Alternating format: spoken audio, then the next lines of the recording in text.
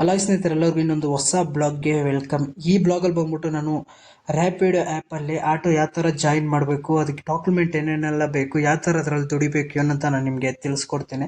ಸರಿ, ನಾವು ಬನ್ನಿ ಹೇಳ್ಕೊಡ್ತೀನಿ ಏನೇನು ಡಾಕ್ಯುಮೆಂಟ್ ಎಲ್ಲ ಬೇಕು ಅಂತೇಳಿ. ನಾವು ಕ್ರಿಯೇಟ್ ಮಾಡೋದಕ್ಕೆ ನಮ್ಗೆ ಬೇಕಾಗಿರೋ ಡಾಕ್ಯುಮೆಂಟ್ ಏನಂತ ನಾನು ನಿಮಗೆ ಲಾಗಿನ್ ಮಾಡಬೇಕಾದ್ರೆ ನಾನು ನಿಮಗೆ ಹೇಳ್ಕೊಡ್ತೀನಿ. ಸರಿನಾ, ಬನ್ನಿ ಏನೇನೆಲ್ಲ ಡಾಕ್ಯುಮೆಂಟ್ ಬೇಕು, ಏನು ಯಾವ ಥರ ಕ್ರಿಯೇಟ್ ಮಾಡಬೇಕು ಏನಂತ ನಾನು ನಿಮಗೆ ಫುಲ್ ಡೀಟೇಲ್ ಆಗಿ ಹೇಳ್ಕೊಡ್ತೀನಿ. ಜಾಸ್ತಿ ಜನ ನನಗೆ ಕಮೆಂಟ್ ಮಾಡಿ ಹೇಳ್ತಾ ಇದ್ರು, ಬ್ರೋ ಇದು ಯಾವ ಥರ ಕ್ರಿಯೇಟ್ ಮಾಡ್ಕೊಡ್ಬೇಕು ಏನು ಅಂತ ಹೇಳಿ ಅಂತೇಳಿ. ಅದಕ್ಕೆ ಇವಾಗ ನಾನು ಫುಲ್ ಡೀಟೇಲ್ ಆಗಿ ನಿಮ್ಗೆ ಹೇಳ್ಕೊಡ್ತೀನಿ.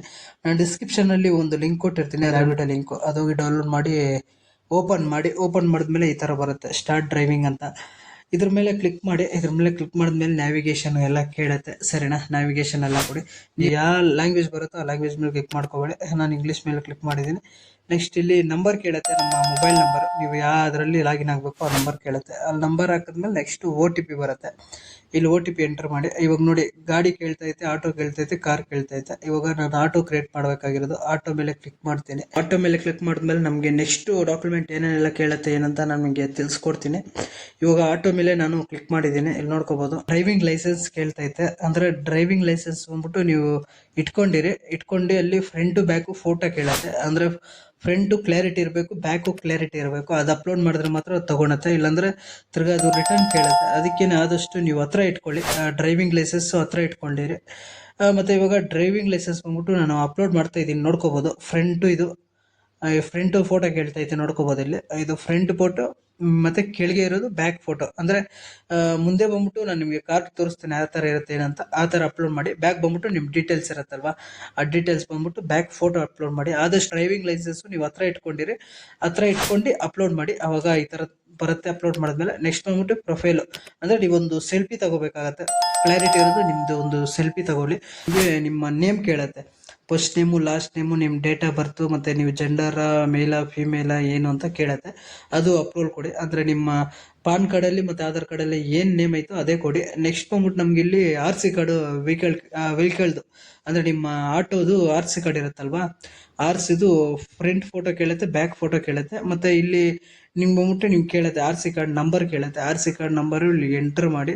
ಮತ್ತು ಇಲ್ಲಿ ಫ್ರಂಟ್ ಬ್ಯಾಕು ಫೋಟೋ ಹಾಕಿ. ಈ RC ಕಾರ್ಡು ಎಂಟ್ರಿ ಮಾಡಿದ್ಮೇಲೆ ನೆಕ್ಸ್ಟ್ ಬಂದ್ಬಿಟ್ಟು ನಿಮಗೆ ಆಧಾರ್ ಕಾರ್ಡು ಇಲ್ಲ ಪಾನ್ ಕಾರ್ಡ್ ಕೇಳುತ್ತೆ. ನೀವು ಆಧಾರ್ ಕಾರ್ಡು ಇಲ್ಲಾಂದ್ರೆ ಪಾನ್ ಕಾರ್ಡ್ ಯಾವುದಾದ್ರೂ ಒಂದು ಹತ್ರ ಇಟ್ಕೊಂಡಿರಿ.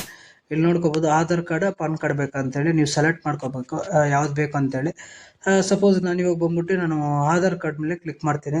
ಇಲ್ಲಿ ನೋಡ್ಬೋದು, ಆಧಾರ್ ಕಾರ್ಡ್ ಕ್ಲಿಕ್ ಮಾಡಿದ್ಮೇಲೆ ಅಲ್ಲಿ ಆಧಾರ್ ಕಾರ್ಡು ನಾನು ಎಂಟ್ರಿ ಮಾಡಿದೆ. ಆಧಾರ್ ಕಾರ್ಡ್ ನಂಬರು ಎಂಟ್ರಿ ಮಾಡಬೇಕಾಗತ್ತೆ. ಅಲ್ಲಿ ಎಂಟ್ರಿ ಮಾಡಿದ್ಮೇಲೆ ನೆಕ್ಸ್ಟ್ ಪೇಮೆಂಟ್ ಮೆಥಡ್ ಅಂತ ತೋರಿಸುತ್ತೆ. ಅಂದರೆ ಇವಾಗ ನಮಗೆ ಅಕೌಂಟಲ್ಲಿ ಇವಾಗ ವ್ಯಾಲೆಟ್ ಏನಾದರೂ ಬಂತು ಅಂದರೆ ಆಟೋಮೆಟಿಕ್ಕು ಅಕೌಂಟಿಗೆ ಬರೋ. ಅದಕ್ಕೆ ನೀವು ಪಾಸ್ಬುಕ್ಕು ಹತ್ರ ಇಟ್ಕೊಂಡಿರಿ. ಪಾಸ್ಬುಕ್ಕಲ್ಲಿ ಬಂದ್ಬಿಟ್ಟು ನೀವು ಅಕೌಂಟ್ ನಂಬರ್ ಕೇಳುತ್ತೆ, ಮತ್ತು ನೇಮ್ ಕೇಳುತ್ತೆ. ಅಕೌಂಟ್ ನಂಬರ್ ತಿರ್ಗಾ ಎಂಟ್ರಿ ಮಾಡಿ ಅಂತ ಇರುತ್ತೆ.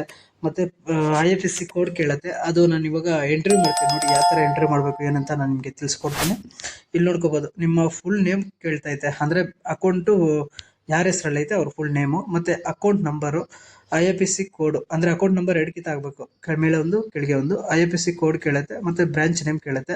ಅದು ಎಂಟ್ರಿ ಮಾಡಿದ್ಮೇಲೆ ಈ ಥರ ಪೇಮೆಂಟ್ ಮೆಥಡಲ್ಲಿ ನಮಗೆ ಗ್ರೀನ್ ಕಲರಲ್ಲಿ ಟಿಕ್ ಮಾರ್ಕ್ ಬರುತ್ತೆ. ಅವಾಗ ಸಕ್ಸಸ್ ಆಗೈತೆ ಅಂತೇಳಿ ನಮಗೆ ಈ ಥರ ಗ್ರೀನಲ್ಲಿ ಬರುತ್ತೆ. ಮತ್ತು ಅದು RC ಕಾರ್ಡು, DL ಅದೆಲ್ಲ ಬಂದ್ಬಿಟ್ಟು ಸ್ವಲ್ಪ ಟೈಮ್ ತೊಗೊಳುತ್ತೆ. ಟೈಮ್ ತೊಗೊಂಡು ಅವ್ರು ಅಪ್ರೂವಲ್ ಕೊಟ್ಟ ಮೇಲೆ ನಮಗೆ ID ಓಪನ್ ಆಗೋದು. ಅದು ಸ್ವಲ್ಪ ಟೈಮ್ ತೊಗೊಳುತ್ತೆ. ಅದು ಏನು ತಲೆ ಕೆಡಿಸ್ಕೋಬೇಡಿ, ಆಗುತ್ತೆ. ಇನ್ ಕೇಸ್ ಏನಾದರೂ DL ಆಗಿಲ್ಲ ಅಂದರೆ ಅಪ್ಲೋಡ್ ಮಾಡಿ, ಇಲ್ಲಾಂದರೆ ಅಪ್ರೂವಲ್ ಮಾಡಿ, ಏನಾಗಲ್ಲ. ಸರಿನಾ, ಅದು ಅಪ್ರೂವಲ್ ಆದಮೇಲೆ ನಮಗೆ ಟೈಮ್ ತೊಗೊಳುತ್ತೆ. ಒಂದು 24 hours ಟೈಮ್ ತೊಗೊಳುತ್ತೆ ಮಿನಿಮಮ್, ಇಲ್ಲ ಒಂದು 48 hours ಟೈಮ್ ತೊಗೊಳುತ್ತೆ. ಆಮೇಲೆ ನಮಗೆ ಈ ಥರ ಗೋ ಡ್ಯೂಟಿ ಅಂತೇಳಿ ನಮಗೆ ಈ ಥರ ಬರುತ್ತೆ. ಅದಕ್ಕಿಂತ ಮುಂಚೆ ನಮ್ಗೆ ಬಂದ್ಬಿಟ್ಟು ಫೇಕ್ ಆರ್ಡ್ರ್ ಒಂದು ಕೊಡ್ತಾರೆ ಅವರೇನೆ, ಯಾವ ಥರ ಏನಂತ. ಫೇಕ್ ಆರ್ಡರ್ ಬಂದ್ಬಿಟ್ಟು ನಾವು ಮಾಡಬೇಕು. ಅಂದರೆ ಕ್ಲಿಕ್ ಮಾಡೋದಷ್ಟೇ ಗೊತ್ತಾಗುತ್ತೆ, ನೋಡಿಸ್ತಾರೆ ಅಷ್ಟೇ, ಅದರಲ್ಲಿ ಏನಿಲ್ಲ. ಡ್ಯೂಟಿಗಳು ಬಂದರೆ ಕ್ಲಿಕ್ ಮಾಡ್ಕೊಂಡು ಎತ್ಕೊಂಡು ಹೋಗ್ಬೋದು. ನೆಕ್ಸ್ಟ್ ಬಂದ್ಬಿಟ್ಟು ನಾನು ನಿಮಗೆ ತಿಳಿಸ್ಕೊಡ್ತೀನಿ ಯಾವ ಥರ ಡ್ಯೂಟಿ ಮಾಡಬೇಕು ಏನಂತ. ಅದ್ರ ಬಗ್ಗೆ ನಿಮ್ಗೆ ಗೊತ್ತಿಲ್ಲ ಅಂದರೆ ಕಮೆಂಟ್ ಮಾಡಿರಿ, ತಿಳಿಸ್ಕೊಡ್ತೀನಿ ಯಾವ ಥರ ಪಿಕ್ ಮಾಡಬೇಕು, ಯಾವ ಥರ ನ್ಯಾವಿಗೇಷನ್ ಎಲ್ಲ ಏನಂತ. ಸರಿನಾ, ಈ ವಿಡಿಯೋ ಇಷ್ಟ ಆಗಿತ್ತು, ಇದ್ರ ಬಗ್ಗೆ ನೀವೇನಂತ ಒಂದು ಕಮೆಂಟ್ ಆಗಿರಿ. ಇಷ್ಟು ಹೇಳ್ತಾ ಈ ವಿಡಿಯೋ ಮುಗಿಸ್ತೀನಿ. ನಾನು ನಿಮಗೆ ನೆಕ್ಸ್ಟ್ ಬ್ಲಾಗಲ್ಲಿ ಸಿಗ್ತೀನಿ. ಎಲ್ಲರಿಗೂ ಟೇಕ್ ಕೇರ್, ಟಾಟಾ, ಬಾಯ್ ಬಾಯ್ ಗಾಯ್ಸ್.